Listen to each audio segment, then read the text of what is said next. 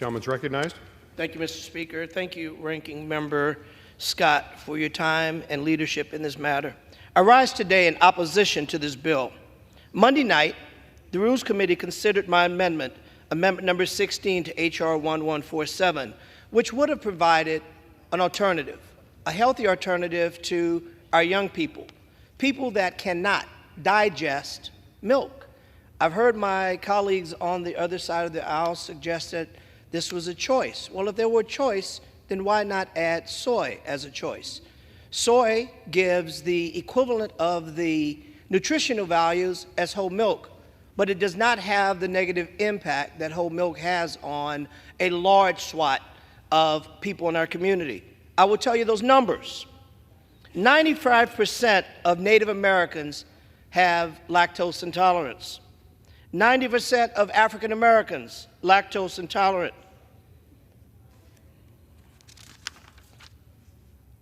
65% of Latino Americans, 65% are in fact lactose intolerant. Asian Americans, 90%. These are real numbers. This is not about taste. This is not about profit. This is not about bottom line. This is not about a powerful lobby. This is about the safety, nutrition, and well-being of our young people. We cannot ignore the impacts that ingesting or attempting to digest things that your body cannot, and what impacts it has on one's ability to concentrate or do well in the classroom.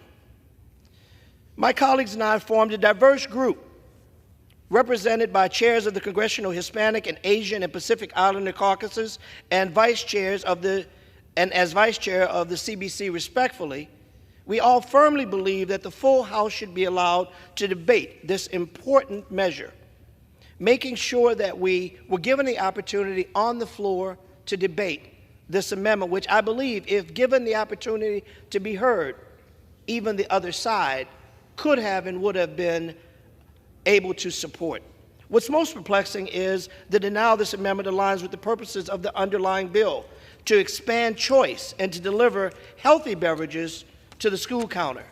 Our amendment is based on the text of my bill, H.R. 1619, the Add Soy Act. It amends the Richard B. Russell National School Lunch Program to strike the onerous milk note requirement to stipulate that USDA reimburse school districts to make a plant-based dietary alternative that is nutritionally equivalent to cow's milk available in school. Yes, a choice, a real choice. When Congress enacted the milk mandate 80 years ago, the United States was less diverse, and we did not understand the exact science surrounding lactose intolerant. Yet 70 to 90% of African Americans today are lactose intolerant.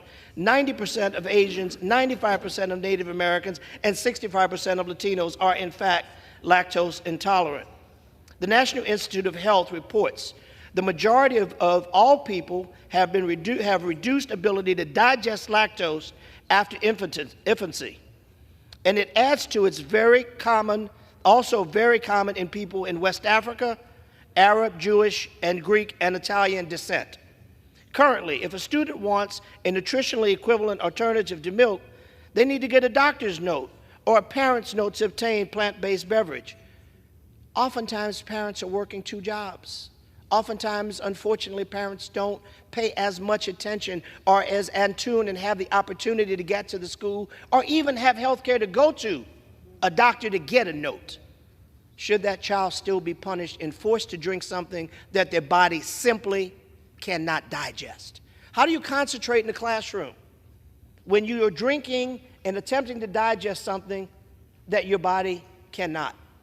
What happens to that child when they belly up to the desk and have to study or pay attention, but their body is telling them that they've eaten something that does not agree with them? It causes problem, it causes ridicule, it causes the ability or inability to concentrate and perform at their highest level. Because of this high barrier to entry, kids often don't, and many skip school or don't do well in school as an alternative. If 75% of African Americans are lactose intolerant, which is true in my family, why should 3/4 of kids have to get a note if It's not a medical disability to be African American. It's not a medical disability to be Vietnamese American. It's not a disability to be Native American. It's not a disability to be Latino. Lactose intolerance is genetic. This isn't complicated. Kids should be given a healthy fluid beverage option that doesn't make them sick. Our amendment would have provided a sensible solution.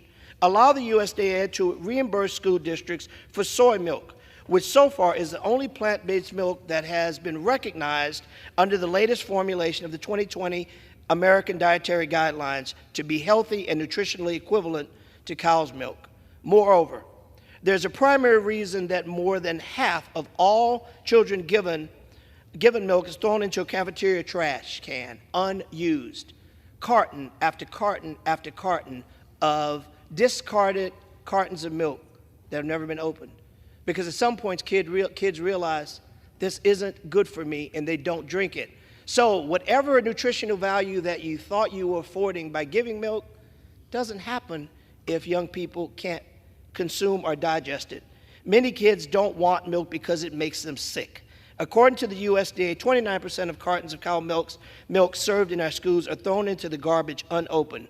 This comes out to be somewhere around $300 million in annual waste of the taxpayers' funds for milk cartons. It's clear, not only is it a food waste issue, but a failure on the NSLP to supply food to kids that are consumed and meet their daily nutritional requirement. The present rate of food waste and taxpayer losses is unacceptable. I ask my Republican colleagues, do you think it is a good policy? Is it good stewardship of our tax dollars in delivering good, healthy outcomes for all kids? And if you believe it is, then you should agree and recognize that adding a true alternative is a good thing. I remind you, it's not a medical condition to be Black, Latino, Asian, or Jewish, or other ethnicities. This is an issue of racial equity and inclusion, as well as tightening government spending and waste. It's both a matter of squandering tax dollars and a matter of fairness. The kids who have the least and who have the most difficulty raising their voices are being denied a food staple that they simply cannot stand. We must fix this. Let us strive to do better for the next generation and equip them with the nutritional sustenance at a lunch counter that can give them an opportunity to not just survive, but to thrive. I implore you, think about the children. Don't think about the profit. Don't think about the lobby. Don't think about the efforts of a winner or a loser. Let's put children first and make sure that we as a Congress recognize the value of fighting for those who have not been given the opportunity to fight for themselves.